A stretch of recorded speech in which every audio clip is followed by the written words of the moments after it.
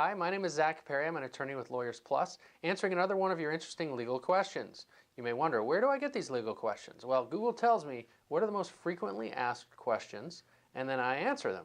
So today's question is it legal to own a sloth? And like most legal questions, this is going to vary depending on what state you live in. And since I live in Nevada and am licensed to practice in Nevada and Utah, most of my answers have to do with those two states, and that's where I'll start. So let's talk about Nevada. In Nevada, there actually is a list that specifically prohibits owning certain animals. And then there's another list that specifically allows the ownership of certain animals. Sloths are not on either list. By the way, it's a common misunderstanding that sloths are mammals. They are not. They are more like anteaters. Not mammals, primates. They are mammals. They're not primates like monkeys. They're more like anteaters, which has its own special class or phyla or whatever it is, but I don't remember what that is. In any case, sloths are not specifically prohibited in Nevada, and Nevada is actually pretty liberal considering what animals you can own, so you'd probably be okay owning a sloth in Nevada.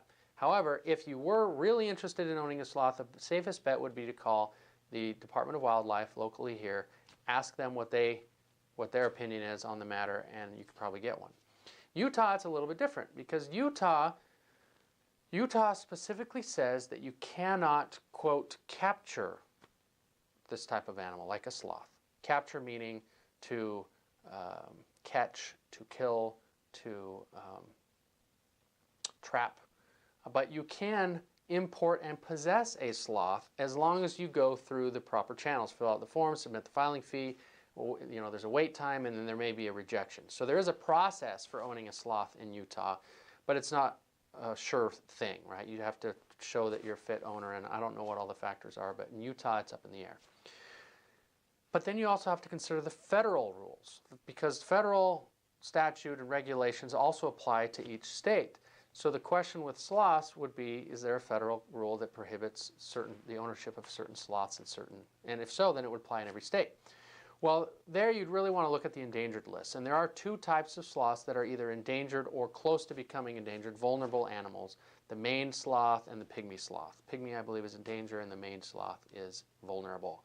So those ones would be a lot harder to own, although you still could if you were able to convince the federal government that you had a good reason to. Of the remaining types of sloth, most of them are three-toed sloths, which do not make good pets. They're more violent. And the last two kinds are there are two different types of two-toed sloths, which from my research, apparently they make really good pets. They only use the bathroom once a week. They're asleep half the day. They're very friendly.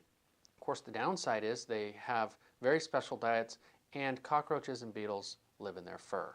So I've answered for you whether it is legal to own a sloth. Now you have to answer your own question whether you really want to own a sloth.